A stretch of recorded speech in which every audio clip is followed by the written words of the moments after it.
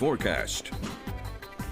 I hope you enjoyed a nice weekend. Yes, yesterday was a transition day for Easter. We had, of course, a front that came through, but many of us got to see the sunrise and the sunset. And how about this for a greeting Easter morning? A bald eagle. That a shot from Fred Turk. As we take a look at current conditions, yes, we see sunshine, some scattered clouds out there. Sun setting this evening at 7:41, and of course the daylight hours continue to grow. Let's take a look at our numbers. Made it up to 66 this afternoon. Currently 63.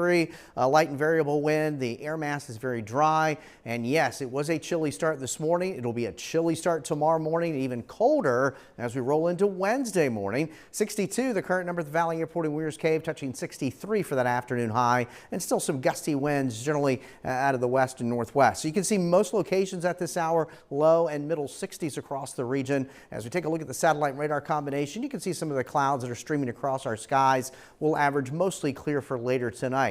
But by morning, many of us will be in the mid to upper 30s across the valley, the northern Piedmont.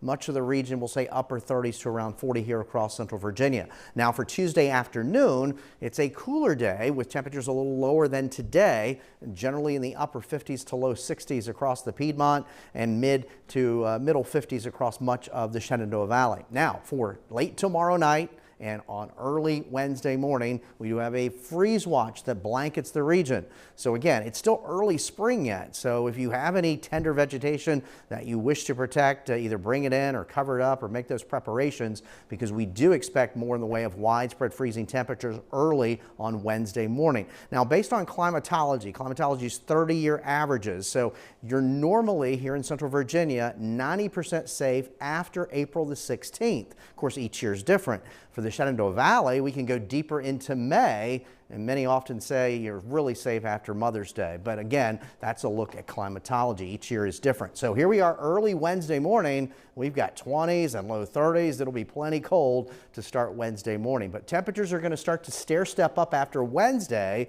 and then we'll be back in the 80s before you know it, especially later this weekend and early next week.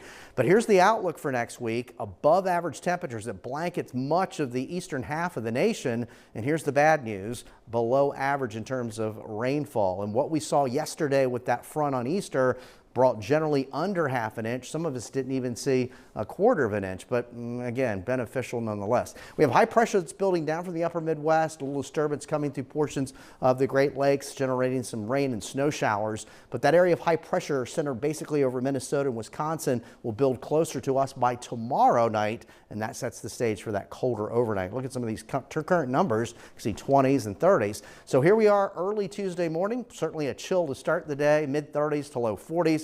Your Tuesday afternoon is cool with a range of numbers, mid 50s to low 60s. And then there's that cold start Wednesday morning, mid 20s to low 30s. Wednesday afternoon will be the coolest day of the week, many of us holding in the 50s. Tonight then, mid 30s to around 40. We've got spring chills, we've got spring warmth, and it'll all unfold as we progress through this week with those temperatures on the up and up, more so by Friday this weekend and early next week. Enjoy April. Yes, absolutely, will do.